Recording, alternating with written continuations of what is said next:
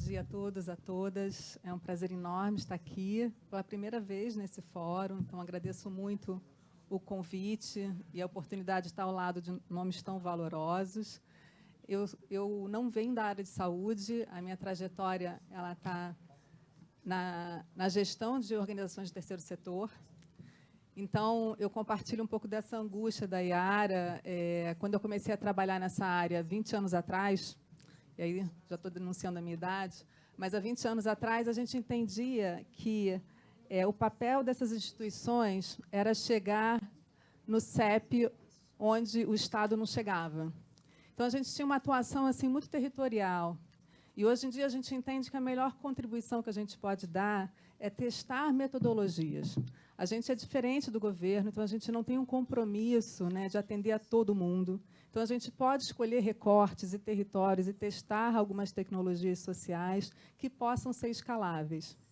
Então, quando eu fui convidada para vir do Desiderata, eu fiquei muito honrada, porque eu já acompanhava o Instituto e admirava, sobretudo, o propósito de fortalecer políticas públicas.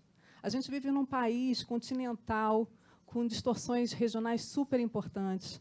Então, qualquer que seja o nosso caminho, eu realmente acredito, como cidadã, que passa por políticas públicas. Então, o nosso papel é esse.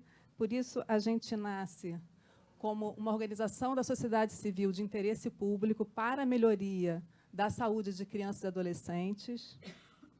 A gente nasce com esse sonho, que é um sonho ousado, mas não impossível, que todas as crianças e adolescentes brasileiros estejam entre os mais saudáveis do mundo. Nós temos condições e recursos para isso acontecer. E nós focamos nessas duas agendas, que é o câncer e a obesidade, que hoje constituem duas grandes ameaças para a saúde infanto-juvenil. O câncer é a agenda de fundação do Instituto. Esse ano a gente vai completar 21 anos, estamos na maioridade, e começamos com esse desejo do controle do câncer infanto-juvenil. E, por incrível que pareça, com muito trabalho e sendo uma doença rara, altamente curável, o câncer ainda é a principal causa de morte no Brasil de pessoas entre 1 a 19 anos por doença. A obesidade, como nós sabemos, é uma pandemia no mundo, no Brasil também, infelizmente. Então, a gente acompanha que entre 3 crianças atendidas pelo SUS, uma, pelo menos, tem obesidade ou sobrepeso, e a tendência é de crescimento. Então, essas duas agendas, além de constituírem duas ameaças importantes para a saúde infanto-juvenil, têm outra característica em comum, que é a invisibilidade. O câncer infanto-juvenil tem muito baixa visibilidade, por questões óbvias, é uma doença rara, com números ainda considerados módicos em termos de saúde pública. Eu sempre falo assim, são 8 mil casos, mas se um deles fosse seu filho, isso seria diferente. Então, toda a vida importa. Essa é a nossa agenda. Cada uma dessas vidas importa, essas pessoas existem, e a gente precisa trabalhar para elas. E a gente sabe que a pandemia é muito crescente, mas ainda não está, como a Letícia falou, no imaginário das pessoas. Então, o que a gente acompanha é que não existe ainda uma consciência da criticidade dessa situação.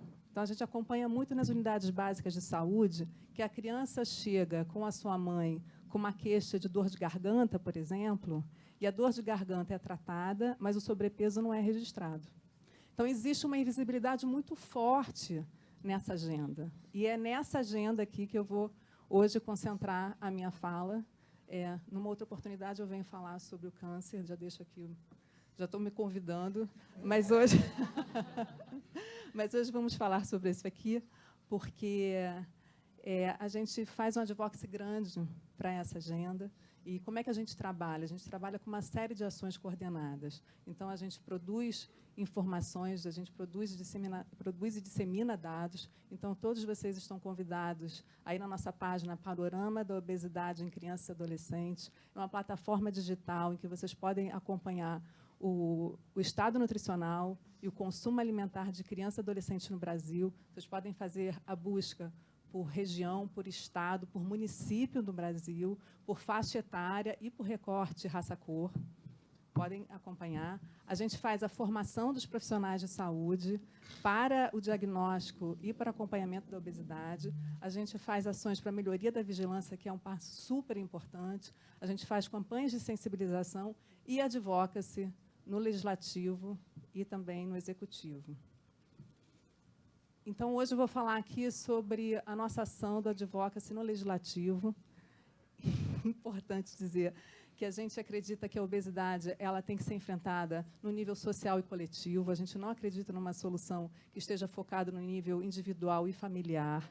Nós vivemos num ambiente cada vez mais obesogênico, com uma pressão de uma indústria de alimentos fortíssima, associada a um marketing muito forte, e que a gente tem vivido uma transição de padrão alimentar muito importante e assimilado cada vez mais ultraprocessados na nossa alimentação. Existem evidências muito claras entre o aumento da obesidade infanto-juvenil e o aumento do consumo de ultraprocessados.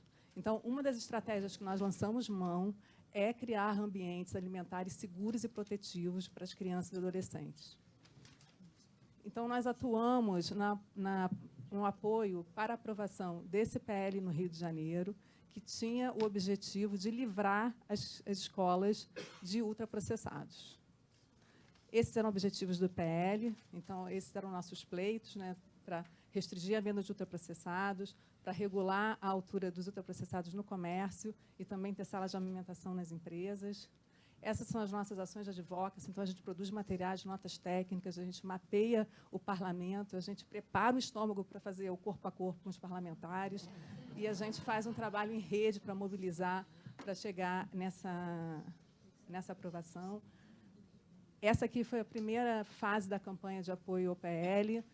Os projetos de lei eles têm que ser votados em duas vezes. Então, a primeira votação foi em 2021, depois ele votou em 2023, aqui já era a nova fase da campanha. A gente produz materiais, camisetas, enfim.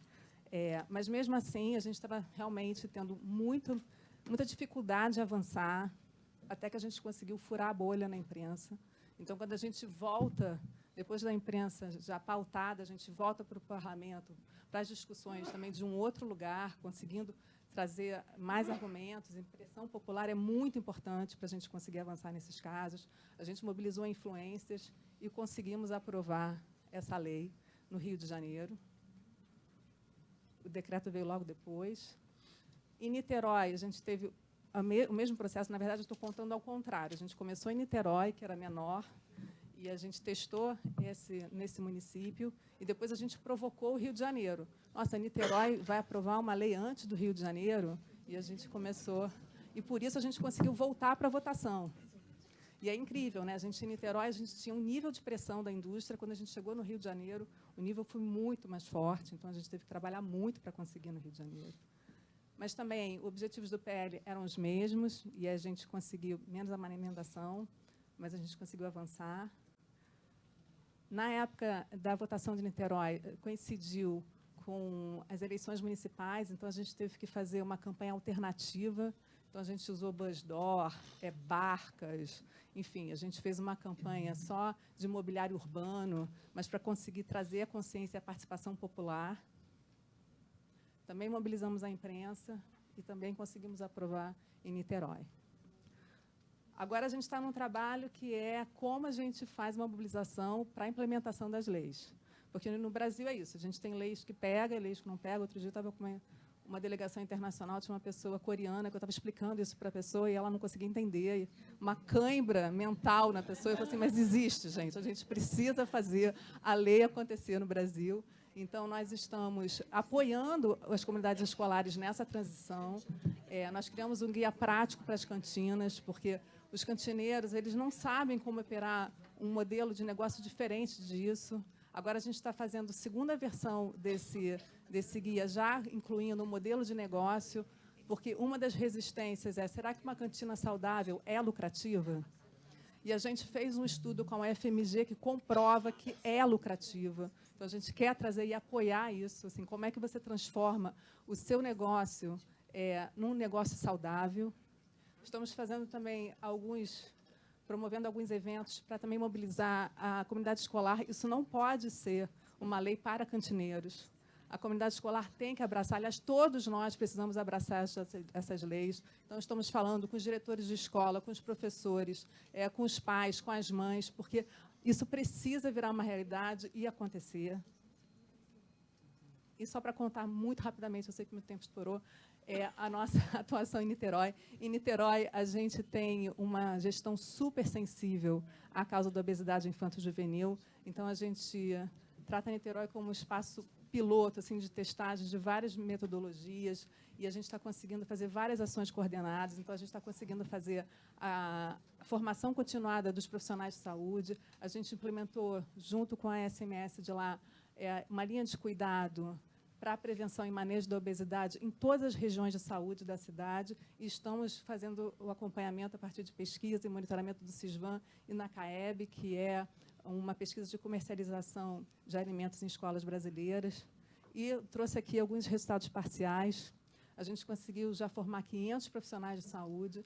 A gente conseguiu aumentar o índice de saudabilidade nas cantinas, um ano depois da aprovação da lei. O índice de saudabilidade é a oferta de alimentos saudáveis nas escolas. Antes da lei era 22%, agora já está em 50%.